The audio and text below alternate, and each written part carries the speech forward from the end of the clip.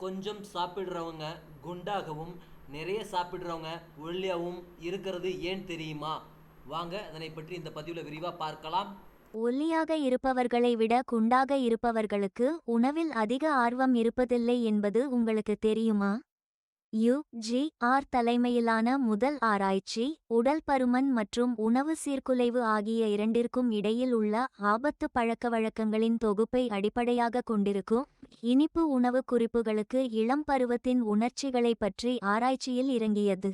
உணவு குறித்த ஆர்வம் குறைபாடு உடல் பருமன் மற்றும் உணவு கட்டுப்பாடுடன் தொடர்புடையது என்று ஆராய்ச்சியாளர்கள் கண்டுபிடித்துள்ளனர்.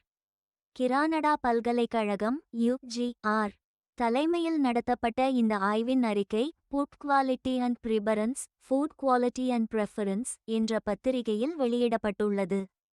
இந்த வேலைக்கு கிரானடாவிலுள்ள பல உயர்நிலை பள்ளிகளில் 11 முதல் 17 வயதிற்குட்பட்ட 552 இளம் பருவத்தினர் இனிப்பு உணவுகளின் சித்திரங்களை பார்க்கும்போது அவர்களின் உணர்ச்சி நிலைகளை ஆய்வு செய்தனர்.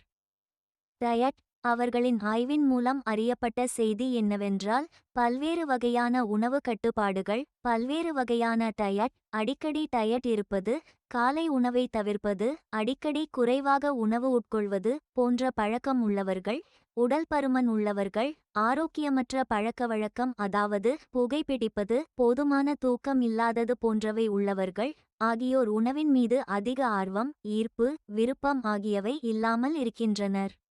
அதுவும் நாவுக்கினிய உணவுகளாகிய இனிப்புகள், டோனட், ஐஸ்கிரீம், சாக்லேட் போன்ற உணவுகளின் படங்களை பார்க்கும்போது கூட மேலே கூறியவர்களுக்கு அந்த உணவில் அதிக ஈர்ப்பு இல்லை என்பது இந்த ஆராய்ச்சியில் கண்டுபிடிக்கப்பட்டுள்ளது.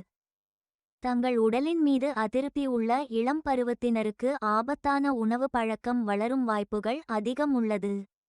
ஆய்வின் முக்கிய ஆசிரியரான லாரா மிக்கோலி விளக்கியபடி, உடலின் மீது அதீத அதிருப்தி கொண்ட இளம் பருவத்தினருக்கு ஆபத்தான உணவு பழக்கம் வளர்ச்சி அடையும் முக்கிய நிலை இருப்பதாக அறியப்படும் வேளையில், கட்டுப்படுத்த முடியாத உணவு கட்டுப்பாடுகள் கொண்டவர்களுக்கு உணவு சீர்குலைவு பாதிப்பு உண்டாவதாகவும் அவர்களுக்கு நிரந்தரமாக அதிக எடை மற்றும் உடல் பருமன் உண்டாவதாகவும் கூறுகிறார். உணவின் மீது விருப்பம் கிரானாடா பல்கலைக்கழகம் நடத்திய ஆய்வு இளம் பருவத்தினர் மத்தியில் உடல் பருமன் மற்றும் உணவு சீர்குலைவு தொடர்பான அபாயங்களின் அடிப்படையில் உணவு தொடர்பான அவர்களின் உணர்ச்சி நிலைகள் பற்றி நடத்திய முதல் ஆய்வாகும். சாப்பிடும் வேளையில் உணவை விரும்பி ஆர்வத்தோடு உட்கொள்ளும் இளம் பருவத்தினருக்கு உணவுடன் ஒரு ஆரோக்கிய உறவு இருப்பதாகவும் இந்த மகிழ்ச்சி ஒரு பாதுகாப்பு வளையமாக செயல்பட்டு எடை தொடர்பான சீர்குலைவு ஏற்படாமல் தடுப்பதாகவும் இந்த ஆராய்ச்சி மூலம் நமக்கு ஒரு புரிதல் உண்டாகிறது. உணவு மாற்றம் உடல் பருமனை தடுக்கும் பொருட்டு நாம் உணவை உண்பதில் ஒரு மாற்றத்தை கொண்டு வர முயற்சிக்க வேண்டும். உண்ணும் உணவை அனுபவித்து உண்ண வேண்டும் என்ற எண்ணம் வருவதால் உடல் பருமன் பாதிப்பு குறைகிறது.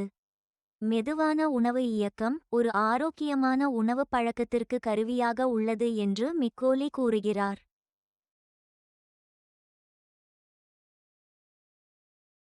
Thanks for watching this video.